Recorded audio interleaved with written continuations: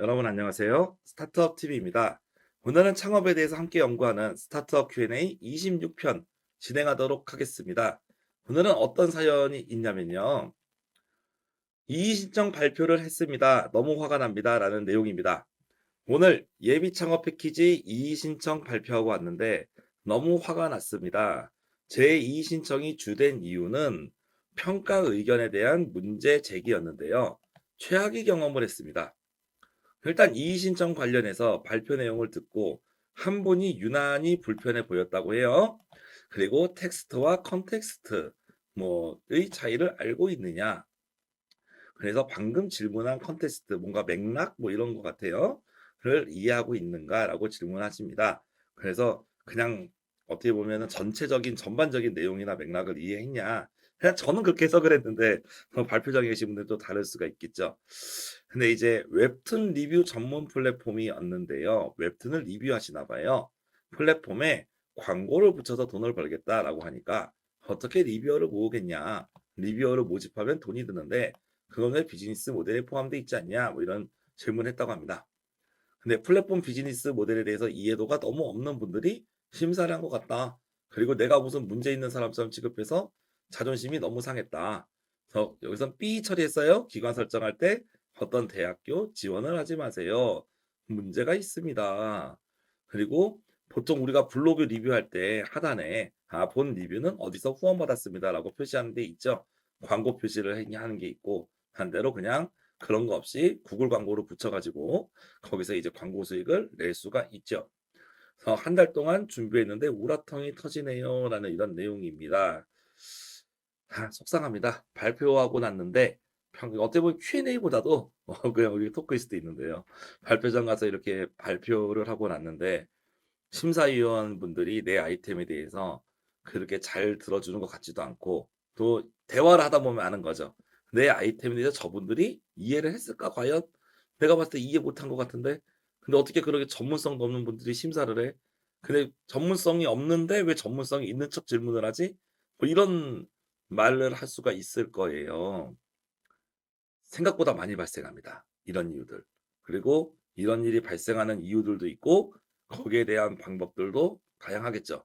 실은 제가 창업을 여기서 하게 된 15년 전부터 그때도 있었고 지금도 있었고 있고 근데 지금은 많이 이런 문제들을 하기 위해서 심사위원 교육들도 하고 많이 그렇게 되는데 저는 약간 그런 이유들이 어디서 나오는지 좀 알 것 같아요. 그래서 참 근데 그럼에도 불구하고 여기서 좀 탈락 어떻게 보면 잘해 보려고 또 발표하고 그러셨는데 더 안 돼 가지고 좀 기본적으로는 좀 위로의 말씀을 좀 드리고 싶습니다. 그래서 좀 개인적인 의견을 쪼끔 드려 봅니다. 자, 발표장에서 이런 경우가 발생할 수 있습니다. 여러분 누구에게도 발생할 수 있어요. 나는 내가 누구 못지않게 전문가처럼 사업 준비를 잘했다고 생각하는데 심사위원이 이해도 못하는 것 같고 말도 잘 안 되는 것 같고 이런 경우들이 발생합니다. 개인적 문제일 수도 있고 그러니까 심사위원 소양 교육이나 이런 것들이 받지 않은 분들 중에 개인적 문제일 수도 있고 반대로 내가 플랫폼 사업을 하니까 플랫폼 관련 비즈니스 경험이 있는 분이 심사위원을 왔으면 좋을 텐데 몰라서 그럴 수도 있고 반대로 그분이니까 끈 거죠. 심사위원이 플랫폼 비즈니스를 잘 알면서도 좀 매너가 없게 질문을 하거나 이래서 화가 나셨을 수도 있고 그리고 아예 몰라서 질문을 못해서 화가 났을 수도 있죠. 아니면 둘 다일 수도 있고요. 그래서 그런 상황입니다. 근데 일단은 여러분이 정부 지원 사업을 10 개를 넣었어요. 그럼 10개 사업에 참여를 하다 보서 3개 정도 붙은 거예요. 서류에 붙고 발표를 3번 한다고 했을 때 3번 중에 한두 번은 이런 일이 발생할 수 있습니다. 발생할 수 있고 운 좋게 첫 년도에 이런 일이 없다고 해도 두 번째, 세 번째 연도 가서 한 번도 없으려 할 수가 없어요. 하다 보면 반드시 나옵니다, 이런 경우가. 그렇기 때문에 요런 상황에 처음이라 많이 당황하셨겠지만 실은 창업을 많이 해 보신 분들은 알 겁니다. '이런 경우 나도 있었지.' 그런 상황이 생각보다 발생을 해요. 이런 경우에 대해서 한번 외적경 요소랑 내적 요소를 한번 나눠서 말씀을 좀 드려 보면 일단 정부 지원 사업은 종류가 대단히 많습니다, 여러분. 그중에서 예비 창업 패키지는 창업 사업화 자금이라는 사업화 자금이죠. 근데 이 사업화 자금은 저희도 다른 사업개서나 다른 영상에서도 말씀을 드렸지만 기본적으로 요 사업의 취지 자체는 기술을 평가를 하는 게 아니고 이 사업을 했을 때 향후에 몇 년 후에 매출이 쫙쫙쫙쫙 올라가는 그런 벤처 기업이 될 수 있느냐. 그래서 한 2-3년 후에 크게 성장해서 매출도 잘 나오고 투자도 받고 해외도 나갈 수 있냐. 그런 부분들을 좀 중점 요소로 평가를 하거든요. 그러다 보니까 창업 사업화 같은 경우는 반드시 이제 우리가 기술 분야를 사업계에서 쓸 때 나눠 적게 돼 있지만 생각보다 기술적 전문 이해도나 전문성이 낮은 분들도 심사위원으로 많이 배정이 됩니다. 어떻게 보면 약간 고질적인 문제일 수도 있지만 많이 배정이 돼요, 실제로. 그러다 보니까 그리고 나는 기술 자체를 모르니까 내 아이템에 대한 이해도가 떨어지는 분이 심사를 제대로 할 수 있을까요, 여러분? 못합니다. 못해요. 그 아이템과 관련된 어느 정도 경험이 좀 있어야 되고 저도 제가 심사 활동을 하다 보면 어떤 분이 그런 얘기를 해요. 제가 정말 그 어떤 교수님 말씀에 감명을 받았는데 한 명이 유능한 심사위원이 나오려면 10년 걸린다고 얘기를 합니다. 그래서 어쩌다가 두어 번 어쩌다가 뭐 1-2년 심사했다고 해서 그 심사위원의 교양이 그렇게 올라가지도 않고 가끔 심사위원이 사업별로 소양 교육을 하는 경우가 있는데 그 소양 교육을 한다고 해도 뭐 어쩌다가 하루 이틀이지 그것도 뭐 길게 하거나 그러지도 않습니다. 그런 것도 이제 거의 심사의 그런 사례나 케이스에 대한 내용으로 주로 갑니다. 그러다 보니까 얼마나 많은 분들이 심사를 노련하게 많이 했느냐. 그런 이제 공력 차이들이 많이 있어요. 그러니까 이력이 좋고 한 분야의 전문성이 있다 하더라도 심사의 경험이 없는 분들도 있어. 그러니까 쉽게 얘기하면 심사위원 요건은 충족을 했는데 심사 경험이 낮은 거야. 이런 분들도 있고요. 그리고 창업사업화 자금은 매출하고 투자를 좀 올리는 거다 보니까 어떻게 보면 마케팅, 경영 요런 쪽 전문가분들도 많이 온단 말이에요. 근데 테크가 안 맞을 때가 있어요. 그러니까 기술적 이해도가 낮으니까 실제로 이런 경우도 발생할 수가 있죠. 반대로 우리가 R&D 사업이라고 얘기하는 국가 연구개발 사업 같은 경우는 베이스를 테크로 봅니다, 여기도. 그리고 외외로 조금 더 다른 쪽을 좀 더 섞는 중심이 테크 위주로 가요. 근데 연구개발 사업 같은 경우도 심사하다 보면 기술이 요즘엔 너무 세분화되고 다양하잖아요. 그러니까 내 기술을 진짜 이해 못할 수가 있습니다. 크게 봤을 때는 전공이 똑같은 정보통신이라고 해도 얼마나 분야가 다르겠습니까? 보안 분야에 있고 웹 쪽도 있고 앱 쪽도 있고 엄청나게 다양할 거예요. 인공지능, 빅데이터, 인공지능도 종류가 많죠. 이미지 쪽, 텍스트 쪽 뭐 엄청 많아요. 그러다 보니까 자기 분야랑 100% 맞는 경우 생각보다 없고 그러다 보니 그걸 맞추기가 생각보다 쉽지는 않는 경우가 생깁니다. 거기다가 창업 사업화 자금 자체가 이미 애초에 특성이 기술 평가를 하기는 하지만 기술 평가보다 사업성 평가가 좀 더 많이 한다고 볼 수 있는 거죠. 따라서 비슷한 사례로 부당하게 평가받는 상황이 실제로도 많이 발생하고 있습니다. 이것만일까요? 아니, 다른 사업도 있어요. 본인은 지금 여기 물어보신 분은 예비 창업 패키지만 했지만 요 뒤로 올라가는 초기 창업 패키지나 이런 쪽 관련된 사업에서는 노골적으로 매출 같은 걸 물어봅니다. 그러니까 어떻게 보면 아이템이나 사업 개설 기준으로 평가를 해 주면 좋은데 매출이나 실적이 어느 정도 났던 기업들을 좀 더 우대해 주는 그런 성향들도 생각보다 존재해요. 그러다 보니까 정말 좋은 아이템인데 부당하게 또 어떻게 보면은 좀 매출이나 실적이 있는 기업보다 마이너스 요소로 평가되는 경우들이 존재합니다. 이 다른 사업도 어쨌거나 이런 부분하고는 크게 다를 수가 없습니다. 왜 그러냐면 이 창업사업화 평가위원이나 아니면 다른 사업들 대부분 우리나라 국가 사업들이 그러겠지만 평가위원들을 이력이나 여러 가지 그런 전문성이나 뭐 이런 이력 기준이죠. 이력이나 경력 기준으로 많이 선발하긴 하는데요. 이 심사위원들을 대상으로 해서 이런 전문 소양 교육이라든지 그런 부분들이 생각보다 많이 있는 것도 아니고 설령 교육을 받았다고 해도 그 심사를 많이 하는 이런 경험 같은 게 필요한 상황이에요. 근데 그런 부분들이 좀 없는 경우들도 많이 있고요. 대신에 지금처럼 이렇게 억울하신 경우 이렇게 민원 같은 걸 얻고 할 경우에는 해당 심사위원들은 이제 감점들을 많이 받아서 퇴출이 많이 됩니다. 그래서 아마 지금 그런 부분에서 민원을 넣으신 만큼 나중에 그 기관에서 또 다른 심사하시기에는 생각보다 그 기관에서 심사위원으로 다시 이렇게 배정하기에는 좀 쉽지 않을 수도 있다라고 생각을 해볼 수가 있습니다. 그래서 요즘에 아이템도 융복합이 시대고 내 아이템을 정확히 이해하는 사람은 애초에 만나기가 쉽지 않을지도 모릅니다. 그리고 창업 사업화 자체가 기술을 모르는 사람들이 존재할 수 있어요. 그리고 아까 말씀드린 것처럼 소양 교육이나 이런 게 부족해서 좀 더 잘 질문할 수 있었는데 경험이 부족해서 그게 가는 경우도 존재할 수 있습니다. 그리고 설령 그날 뭐 싸우거나 욱신욱신 이런 일이 없었다고 해도 내 쪽 아이템에 대해서 웹툰이시니까 좋게 평가하는 경우도 있어요. 그렇지, 콘텐츠 사업은 확장성이 크고 이게 우리나라 웹툰 쪽이 크면 나중에 번역해서 해외도 가서 이건 정말 글로벌한 비즈니스가 될 거다라고 해서 좋게 봐주시는 분도 있는 반면 이런 수가 있죠. 야, 만화 봐가지고 무슨 부가가치가 있어. 이런 식으로 주관적으로 생각하시는 분도 있어요. 왜냐하면 사업의 심사는 객관 심사보다는 약간 주관 심사적인 느낌이 강하기 때문입니다. 그러다 보니까 이런 말이 있습니다. 사업은 약간 복불복의 경향이 있습니다. 그래서 어떻게 보면 여러분이 그러니까 소개팅도 그리고 막 소개팅이나 미팅할 때도 그러겠지만 5번 소개팅 나가면 한두 번 정도는 좀 마음에 드시는 이성분을 만나고 나머지는 아닌 경우도 만나겠죠. 그런 느낌처럼 사업도 복불복이 존재할 수 있다는 거예요. 그래서 분하고 아쉽지만 어쩌다가 우리가 뽑기에 실패했다. 약간 그런 느낌 갖고 다른 사업들에 도전해보는 차선책은 어떨지.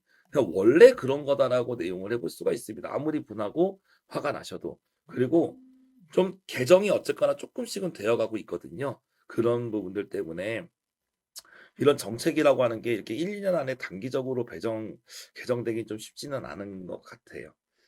뭐 좀 한 가지 얘기만 좀 더 드리면 그런 것 같습니다. 만약에 이런 심사를 어떻게 보면 중기부 사업이잖아요, 예비창업 패키지가. 그러면 중기부에서 심사위원을 쫙 배정을 해 가지고 중기부에서 무조건 50시간 교육시키고 그리고 최대한 아이템을 디테일하게 봐서 최대한 맞게끔 배정해서 심사 일정을 잡았으면 좀 문제가 해결되죠. 근데 그게 물리적으로 안 돼, 구조적으로. 왜냐면 중기부에서 특히 예비창업 패키지 같은 예를 들어 보면 창업진흥원이 중기부가 짠 예산을 받아서 합니다. 그 창업진흥원에서 이렇게 심사를 한 번에 쫙 몰아세주면 좋은데 현재 옛날엔 그런 적이 있었어요. 옛날에 이제 창업진흥원에서 중기부가 전체적으로 심사를 맡은 다음에 그 다음에 A 대학, B 대학, C 센터 막 이런 식으로 관련된 이제 기관으로 보내는 거예요. 그래서 옛날에는 중기부에서 복합적으로 심사를 해서 보냈어요. 근데 지금 시스템은 그게 아니에요. 여기가 이제 무슨 대학이셨잖아요. S대학. 그러면 대학에서 여기서 그냥 바로 선발하고 뽑아버려요. 각 여기 밑에 기관에다가 책임을 묻고 이 기관이 잘하면 나중에 또 할 수 있게 해줍니다. 근데 이 기관이 못하면 요 기관을 퇴출시켜 버립니다. 지금의 시스템은 약간 이런 시스템이다 보니까 뭐가 문제가 되냐? 이렇게 중앙 정부에서 이렇게 심사를 받았을 경우에는 이렇게 뭐 집단적으로 뭔가 해볼 수가 있습니다. 평가를 좀 더 크게 할 수도 있고. 근데 지금은 개별적으로 나누고 요 기관들도 뭐 TO가 2-30개 정도밖에 안 되다 보니 그냥 학교 교수님들 좀 모시고 어떻게 보면 약간 그런 식이죠. 그러다 보니까 차이가 많아요. 이 기관별로 격차가. 어, 기관별로 심사위원이든 뭐든 어떤 행정이든 어떤 상황이든 간에 차이가 많이 발생할 수밖에 없고 그래서 정부에서는 지금 기관을 보고 기관이 잘하면 나중에 또 예산을 주고 기관이 못하면 퇴출시키고 지금 이런 시스템 상에서는 심사위원들의 중앙 집체 교육 이런 것들이 거의 지금 잡기가 좀 제 생각에는 현재로는 어렵지 않을까. 근데 그런 부분들이 좀 개선이 되면 좋겠다는 생각은 갖고 있습니다. 다음에 내적 요소 차원에서는 그냥 이거예요. 그러니까 외적인 요소는 앞으로도 그런 분들이 안 만나셨으면 좋겠지만 또 만날 거란 이거예요. 어차피 내가 만날 수밖에 없는 그런 환경이 있었다는 내용을 좀 말씀을 드릴 수가 있어요. 그렇기 때문에 만에 하나 내가 1번 사업이 안 되면 2번 사업 넣고 2번 사업 넣으면 안 되면 3번 사업 넣고 이런 식으로 우리가 선정을 해야 될 겁니다. 근데 내적 요인 같은 경우는 이게 좀 받아들이기 쉽지 않으실 수도 있는데 만약 여러분이 탈락을 했다면 그리고 억울하고 부당하게 탈락을 했다면 쉽지 않을 수 있어요. 저 역시 예전에 그런 적이 있었습니다. 저 역시도 예전에 제가 그 좀 오래된 얘기인데 그 IP 이제 어떻게 보면 기술 사업화 분야입니다. 그래서 좀 어려워요. 특허 기술 거래를 하는 그런 플랫폼 솔루션 이런 쪽을 저희가 한 적이 있었는데 심사위원이 특허가 뭐냐고 물어보는 거야. 아니 특허랑 지식재산권을 거래하는 그런 이제 우리가 어떤 하나의 비즈니스를 하려고 하는데 특허를 모르는 분이 심사위원으로 온 거예요. 그럼 얼마나 답답했겠어요, 저도. 제가 20분 동안 특허를 가르쳐 드렸어요. 그런데 탈락이야. 저 그날 너무 억울했습니다. 심사위원이 특허 거래를 하면 특허랑 지재권이 뭔지 아셔야 되고 그리고 거래를 하는 이런 사업이나 비즈니스 모델이나 IT에 대한 걸 이해하셨으면 좋았을 텐데 몰라. 특허가 뭐니? 저보고. 여러분 저도 아까 이런 상황에서 아이고 그리고 이제 괴로웠죠. 그래서 한동안 '야 너무 열받는다.' 막 이런 생각도 하게 됐습니다. 근데 지금이 벌써 그게 한 10년 전 얘기입니다 저도. 10 년이 지나고 나서 지금 다시 생각해 보니까 그런 다른 분들이 관점 또한 있을 수 있다고 생각이 됩니다. 그래서 제가 개인적인 의견이라 말씀드린 거예요. 지금 생각해 보면 '내가 사업을 너무 어려운 걸 했구나.' 또 '너무 어렵게 말을 했구나.' 왜냐하면 똑같은 사업 아이템도 최대한 쉽게 어플할 수가 있고 최대한 이해되게 어필할 수가 있고 어필할 수 있는 포인트와 방법이 틀리거든요. 그래서 아예 몰라서 하는 사람들 대상으로 할 때는 '내가 어떻게 IR을 해야 될까? 내가 어떻게 그분들을 설득하기 위해서 장표를 어떻게 만들어야 될까?' 내 사업을 앞으로도 모를 수 있다고 생각하는 겁니다. 대표님이 생각했던 아이템을 다른 데 심사를 해도 그 심사위원이 또 모를 수가 있는 거예요. 그러면 전혀 모르는 사람에게도 내 사업이 정말 매력적인 사업이라고 '내가 어떻게 어필할 수 있지?' 그걸 연구한다는 거죠. 그러니까 심사위원이 복불복은 내 힘으로 어떻게 할 수 없는 구조적인 문제라면 내가 부족한 게 뭐고 개선할 게 어떤 건지 이거를 찾아보자는 거예요. 그래서 내 실력을 올려보자는 거죠. 결국 어떤 제안을 하는 방법, 그리고 어떻게 피칭 덱을 만드는 방법, 상대와 이렇게 설득하는 방법, 그런 요령들을 어떻게든 간에 우리가 연구를 해 보자는 거죠. 모르는 분들을 위해서도 연구를 해 보고 또 오해를 할 수 있는 상황까지 한번 예측해 보는 거예요. 내 사업에 대해서 오해를 해서 저렇게 나가게 됐을 때 나는 어떻게 할 것인가. 그래서 솔직히 이 부분을 가지고 욕하면은 스타트업 입장에서는 손해입니다. 왜냐하면은 이 법적인 제도들은 하루 이틀에 바뀌지가 않고 바뀌어도 쪼끔씩 천천히 바뀌고 6 개월 1 년씩 걸리고 천천히 바뀌면 바뀝니다. 근데 내가 하고자 하는 사업 타이밍은 인간이 시간은 정해져 있잖아요. 그러다 보니까 이거는 기다릴 수가 없어요. 그렇기 때문에 그 내가 성장을 하고 말지 그런 쪽이 이제 내적 요소들 관점에서 볼 수가 있을 겁니다. 내가 어떤 부분을 이런 상황에 나왔을 때 할 수 있을까? 그거를 연구한다면 억울한 건 억울한 겁니다. 저도 억울하게 떨어지는 분들 생각보다 많고 그리고 반대로 그런 경우도 있어요. 외적 요소 중에 제가 조금 더 설명 하나 드리면 너무 좋은 아이템이 있습니다. 1 번, 3 번, 8번 아이템이 너무 좋아. 근데 우리는 이 심사장에서는 한 개 회사만 뽑아야 되는 거예요. 얘는 여기 1번 업체는 92 점, 요건 91 점, 요거는 뭐 90 점이야. 그럼 이 1-2점 차이는 실제로 거의 의미가 없어요. 근데 어쨌거나 하나 밖에 못 뽑잖아요. 다른 데 넣었으면 압도적으로 뽑혔을 아이템이 이 사업에선 탈락할 수 있어요.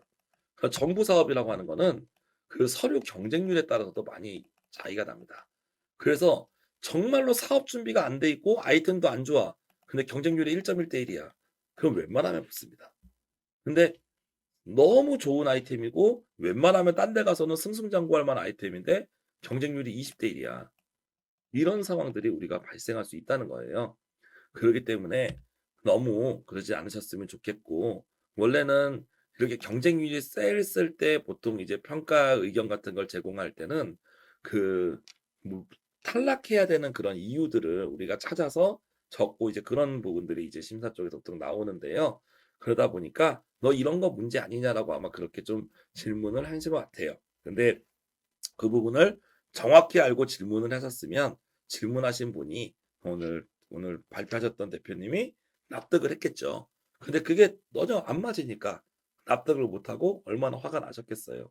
근데 그것 또한 사업을 하다 보면 발생할 수 있는 일들 중에 하나다라고 오히려 말씀을 좀 드려 봅니다. 만날 수밖에 없습니다. 여러분들 앞으로 만날 수밖에 없고 그런 분들도 쉽게 이해할 수 있도록 그렇게 우리가 가야 되는 상황을 좀 얘기를 하지 않을까 그런 생각이 들어요.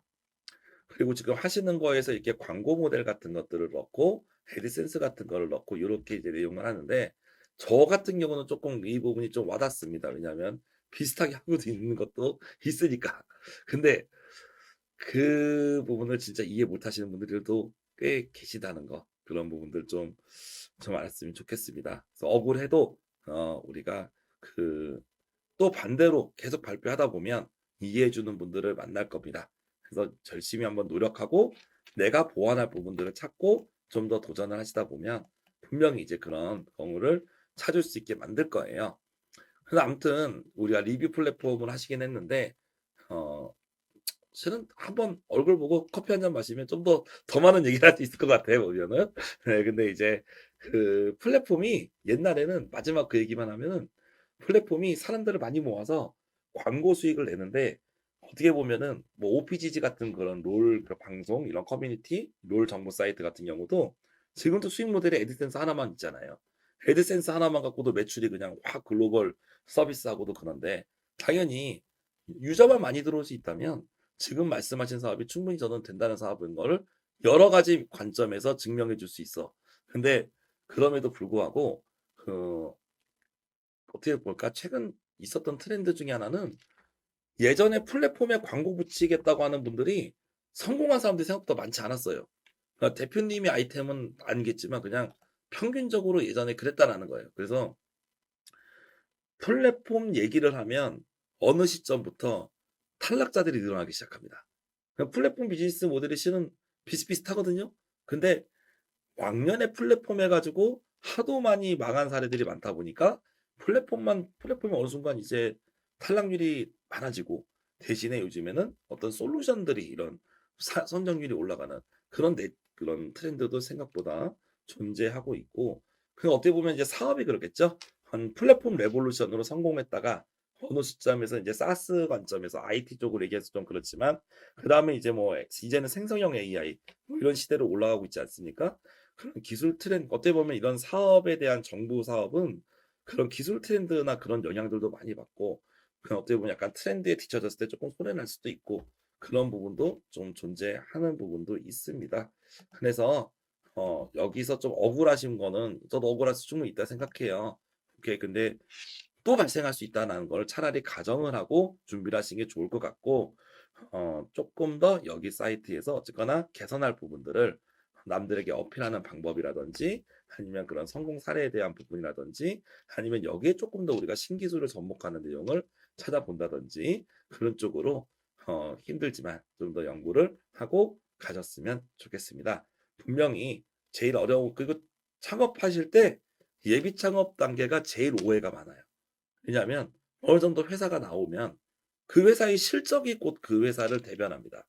근데 예비 창업 단계에서는 아이디어로 서로 평가하는 거잖아요. 아이디어하고 그 CEO의 능력 그런 것들 위주로 이렇게 주로 평가가 되는데 서로 아이디어다 보니까 아직 확정되지 않은 아이디어다 보니까 한 2-3년 후면 내가 보여줄 수 있는데 지금 시점에서 못 보여줬다 이거죠.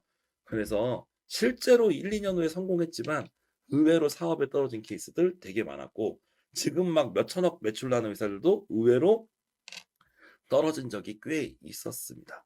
그렇기 때문에 그런 시련과 고난은 이 자금에서도 발생하고 또 딴 데서도 발생했죠. 사업이 참 힘들어요. 그런 거 보면은 내 맘 같지 않을 때가 있고 갑자기 어느 날 막 뭐 돌 같은 게 굴러떨어져서 방해할 때도 있습니다. 하지만 힘내고 정진하신다면 좋은 기회가 오시지 않을까 생각이 듭니다. 지금 요즘에 사업들이 많이 끝났는데 억울하게 하고 마음 듣고 떨어지신 분도 있고 반대로 실은 떨어져야 되는 분들이 붙는 분도 있는 거야. 그래서 오히려 반대의 경우도 많이 봤어요. 인생사 세 봉지만 하고 원래 떨어졌었으면 어디 가서 취업하시고 그랬을 텐데 그냥 잘 붙어 가지고 그냥 1-2년 동안 돈 많이 받고 막 쓰다가 사업 준비가 제대로 안 되고 내적 성장이 덜 돼 가지고 어느 시점에서 그냥 확 고꾸라져 버리는 그런 경우들도 생각보다 많이 봤습니다. 그래서 어떤 분은 나중에 실제로 그런 얘기했습니다. "대표님 제가 차라리 한 자금 한 5억 안 받았으면 지금 훨씬 나은 인생을 살았을 거다. 근데 내가 초반에 자금 잘 받고 되다 보니까 정말 이것저것 막 벌리다 보니까 오히려 막 빚쟁이가 되고 더 힘들어졌고 그런 상황들이 발생했다는 거예요. 그래서 오히려 처음에 이렇게 고난 받으신 분들이 나중에 이 부분을 잘 우리가 업그레이드하면 다음에 훨씬 더 크게 성공할 가능성이 있습니다. 이런 말도 드립니다. 아까도 제가 그랬지만 한 명의 심사위원이 제대로 된 분이 되려면 보통 10년 걸린다는 한 교수님이 말씀이 있었지만 한 명의 기업가가 제대로 되려면 고난이난 없이 올라갈 수가 없습니다. 고난 없이 올라가고 한 번에 스트레이트로 성장하는 기업 거의 본 적이 없고 겉으로는 그렇게 어필할지 몰라도 속으로 다 그런 고민들이 있는 겁니다. 그래서 고난 속에서 강인해지고 그 와중에서 점점 단단해지는 게 기업가가 아닌가 싶습니다. 그래서 기업가로 첫 발을 내딛는 이 시점에서 여러 고난이 있을 수 있겠지만 잘 참고 이겨내서 나중에 위대한 기업가가 되시기를 꼭 바라겠습니다. 아울러서 최근에 탈락을 하시는 많은 분들에게도 심심찮은 위로를 드리고 저희도 여러분들이 더 다음 대안을 찾고 또 더 성장할 수 있는 그런 내용을 찾도록 더 노력하도록 하겠습니다. 이상 오늘 스타트업 Q&A 마치겠습니다. 감사합니다.